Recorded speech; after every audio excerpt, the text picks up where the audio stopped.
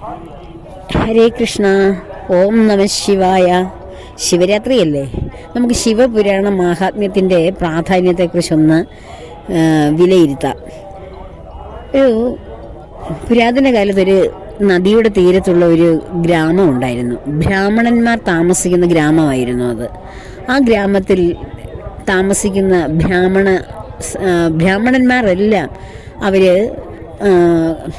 കാമക്രോധ ലോഭമോഹങ്ങൾക്ക് അടിമപ്പെട്ട് പരസ്ത്രീ സംഘവും അങ്ങനെ അതിലൂടെ ദുഷിച്ച മനസ്സും ഒക്കെയായിരുന്നു.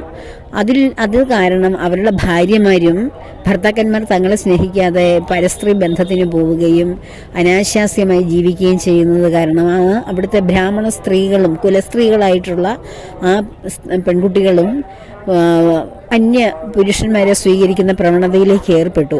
അങ്ങനെ പുരോഹിതന്മാരാകേണ്ട ആ ഈശ്വര സാക്ഷാത്കാരം നേടേണ്ട ബ്രാഹ്മണ വംശം മുഴുവൻ അധപ്പതിച്ച ഒരു ഗ്രാമമായിരുന്നു അത്. അവിടെ ഒരു ബ്രാഹ്മണൻ തൻ്റെ ഭാര്യയായ ചഞ്ചുള, വളരെ കുലീനയായ പതിവ്രതയായ ആ സ്ത്രീയെ വീട്ടിലിരുത്തിക്കൊണ്ട് പരസ്ത്രീ ബന്ധം, വേശ്യ സ്ത്രീകളുടെ അരികിലൊക്കെ പോയി അങ്ങനെ കാലം കഴിച്ചുകൂട്ടി. അയാൾ അങ്ങനെ ധാരാളം ദുഷ്കർമ്മങ്ങളും വേണ്ടാധീനങ്ങളും ഒക്കെ ചെയ്തു. ഈ ചഞ്ചുള എന്ന സ്ത്രീ വളരെ പതിവ്രതയായിരുന്നുവെങ്കിലും കാലക്രമേണ തൻ്റെ ഭർത്താവ് തന്നെ തിരസ്കരിക്കുകയും പരസ്ത്രീകളെ തേടി പോവുകയൊക്കെ ചെയ്യുന്ന കണ്ടിട്ട് ഇവരും പരപുരുഷന്മാരെ സ്വീകരിക്കാൻ തുടങ്ങി.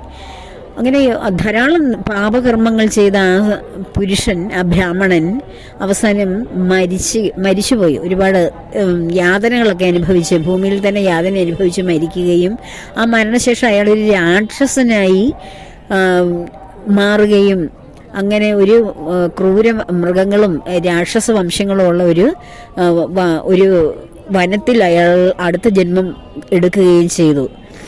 അങ്ങനെ ഇവർ ഈ ബുദ്ധിഹീനയായ ഈ ചഞ്ചുള എന്ന സ്ത്രീ തനിക്ക് ഉണ്ടായ പുത്രന്മാരും ഒക്കെ ആയിട്ട് ഇങ്ങനെ വെറുതെ ഇങ്ങനെ ജീവിച്ച് ഇങ്ങനെ പോവുകയാണ്. ആ ഇടയ്ക്കാണ് ഇവരുടെ ബന്ധുക്കളെല്ലാം കൂടി ഗോകർണ ക്ഷേത്രത്തിലും മറ്റ് ക്ഷേത്രങ്ങളിലുമൊക്കെ ഒരു തീർത്ഥാടനത്തിന് പോകാൻ വേണ്ടി ഇവരെയും കൂടെ കൂട്ടി. അപ്പോൾ അങ്ങനെ പോകുന്ന കൂട്ടത്തിൽ ഇവർ പല തീർത്ഥ സ്നാനങ്ങളിലും മുങ്ങി കുളിച്ചു. ആ ബന്ധുക്കളോടൊപ്പം ഇവരും അതെല്ലാം ചെയ്തു. അങ്ങനെ ഇവർക്ക് ക്ഷേത്രങ്ങൾ സന്ദർശിച്ചപ്പോൾ വളരെ സന്തോഷം തോന്നിയത് കാരണം ഒരു ക്ഷേത്രത്തിൽ ശിവപുരാണം പാരായണം ചെയ്യുന്ന ഒരു ശബ്ദം കേട്ടുകൊണ്ട് അങ്ങോട്ടേക്ക് പോയപ്പോൾ ഒരു ബ്രാഹ്മണൻ അവിടെ നിന്ന് ശിവപുരാണം ഇങ്ങനെ വിവർത്തനം ചെയ്തെല്ലാം വ്യാഖ്യാനിച്ച് കേൾപ്പിക്കുകയായിരുന്നു. അതിൽ അദ്ദേഹം പറഞ്ഞു, പരപുരുഷന്മാരെ സംഘം ചെയ്യുന്ന സ്ത്രീകൾ മരണശേഷം ഈ ചുട്ടുപഴുത്ത ഇരുമ്പ് ലോഹങ്ങളെ ആലിംഗനം ചെയ്യേണ്ടി വരികയും ആ ഇരുമ്പ് ലോഹങ്ങളാൽ ദണ്ഡിക്കപ്പെടുകയും ചെയ്യും എന്ന് പറഞ്ഞു. ഇത് കേട്ടപ്പോൾ ഇവരുടെ ഹൃദയം ഒന്ന് ഞെട്ടി. അവരുടെ ജീവിതത്തിലേക്ക് അവർ പിന്തിരിഞ്ഞു നോക്കി. താൻ ചെയ്ത ദുഷ്ടകർമ്മങ്ങളും പരപുരുഷന്മാരുമായിട്ടുള്ള ബന്ധത്തെക്കുറിച്ചൊക്കെ ഓർത്തപ്പോൾ തനിക്ക് കിട്ടാൻ പോകുന്ന എത്ര പുരുഷന്മാരോട് ഭൂമിയിൽ ചെയ്തോ അതിനിരട്ടി ഇരുമ്പ് ലോഹങ്ങളിൽ അല്ലെങ്കിൽ ചുട്ടുപഴുത്ത ലോഹങ്ങളെ ആലിംഗനം ചെയ്ത് യമകിങ്കരന്മാർ അങ്ങനെ ചെയ്യിക്കും എന്ന് ഭാഗവതത്തിലും പറഞ്ഞിട്ടുണ്ട്, ശിവപുരാണത്തിലും ഉണ്ടത് എന്ന് പറയുന്ന കേട്ടപ്പോൾ ഇവർ ആകെ പരിഭ്രാന്തയായി. താൻ ചെയ്ത മഹാപാപങ്ങളെക്കുറിച്ച് ഓർത്ത് അവർക്കൊരു നിമിഷം കൊണ്ട് ഒരു ബോധമുണ്ടായി.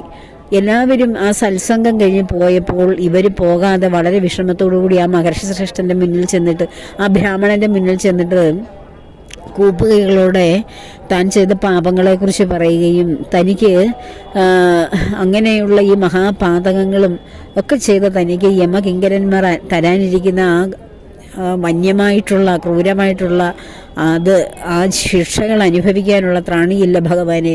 അങ്ങയുടെ പാദകമലങ്ങളിൽ ഞാൻ ശരണം പ്രാപിക്കുന്നു. ഞാൻ ചെയ്ത മഹാ അപരാധങ്ങൾ, അജ്ഞത കൊണ്ട് ചെയ്ത മഹാ അപരാധങ്ങൾ പൊറുക്കണമേ. എനിക്കൊരു ശുദ്ധമായ മാർഗം, ഇതിൽ നിന്നുള്ള ഒരു മോചന മാർഗം കാണിച്ചു തരണേ എന്ന് പ്രാർത്ഥിച്ചു.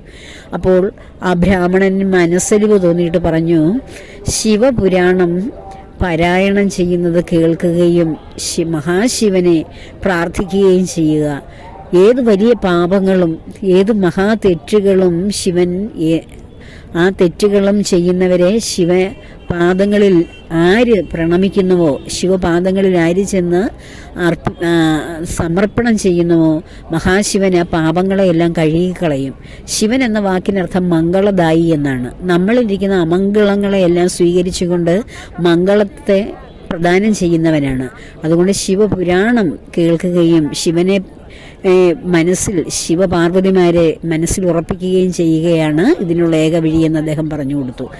അപ്പോൾ അവർ അതിന് വേറെ എവിടെ പോകണം എന്നൊന്നും അറിഞ്ഞുകൂടായിരുന്നു. അപ്പോൾ ആ ഗോകർണ ക്ഷേത്രത്തിൽ വെച്ച് തന്നെ അദ്ദേഹം അടുത്ത ദിവസങ്ങളിൽ ശിവമാഹാത്മ്യം അവരെ മനസ്സിലാക്കി കൊടുത്തു, പാരായണം ചെയ്തു കൊടുത്തു. അത് വളരെ ശ്രദ്ധയോടെ കേൾക്കുകയും ശിവൻ്റെയും പാർവതീദേവിയുടെയും ആ മനോഹര രൂപം, അത് സഗുണരൂപത്തിൽ അവരെ മനസ്സിൽ ധ്യാനിച്ചുകൊണ്ട് അവരുടെ ശിഷ്ടജന്മം അവർ കഴിച്ചുകൂട്ടി.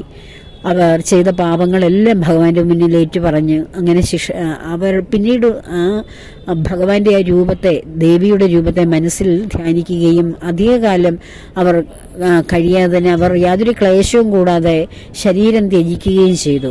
ആ ശരീരം ത്യജിച്ച സമയത്ത് ശിവപാർഷദന്മാരാൽ ആനയിക്കപ്പെടുകയും ഭഗവാന്റെ മുന്നിൽ കൈലാസ പർവ്വതത്തിൽ ശ്രീ പരമേശ്വരനും പാർവതീദേവിയും വാണരുളുന്ന ആ ദിവ്യമണ്ഡലത്തിൽ അവരെ കൊണ്ട് എത്തിച്ചു. അവിടെ ഗണേശനും വീരഭദ്രനും ശിവഭൂതഗണങ്ങളും നന്ദികേശനും എല്ലാം ഒരു വിനയഭാവത്തോടെ, ഒരു പരിചരണ ഭാവത്തിൽ ഇങ്ങനെ അവരെ സ്വീകരിക്കുകയാണ്.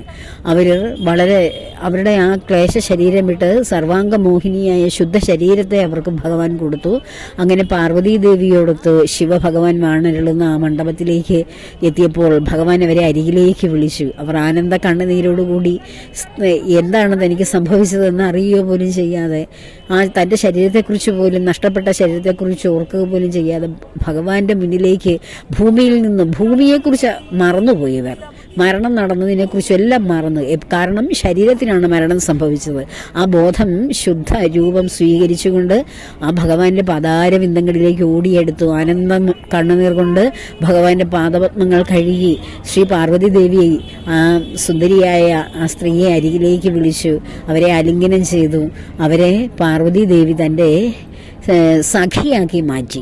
അങ്ങനെ യാതൊരു വിഷമങ്ങളും അനുഭവിക്കാതെ പിന്നീടുള്ള ഒരിക്കലും അവസാനിക്കാത്ത സന്തോഷത്തോടുകൂടി ആ ശിവപാർവതി സംഗമത്തിൽ ആ ശിവപാർവതി സംഗമ സ്ഥാനമായ ആ കൈലാസാചലത്തിൽ ആ വസതിയിൽ ഇവർ പാർവതി ദേവിയുടെ സഖിമാരിൽ ഒരാളായി തീർന്ന് പിന്നീടുള്ള ജന്മങ്ങളൊന്നും ഒരു ഭൂമിയിൽ വന്നില്ല. പരമശിവനാൽ പരമമായ മംഗളം സാധിച്ചു. ഇതാണ് ശിവമാഹാത്മ്യത്തിൻ്റെ പ്രാധാന്യം. ശിവരാത്രി ദിവസത്തിൽ ഇത് കേൾക്കൂ. ഓരോരുത്തരും പരമശിവനെ മനസ്സിൽ ധ്യാനിച്ച് നാം ചെയ്ത അമംഗളങ്ങളെയെല്ലാം ഭഗവാന്റെ പാതാരവിന്ദങ്ങളിൽ സമർപ്പിച്ച് മംഗളദായിയായ ശിവന്റെ കയ്യിൽ നിന്നും അനുഗ്രഹം സ്വീകരിക്കൂ. എല്ലാവർക്കും ഭഗവാന്റെയും പാർവതീദേവിയുടെയും അനുഗ്രഹം ഉണ്ടാകട്ടെ. ഹര ഹര മഹാദേവ.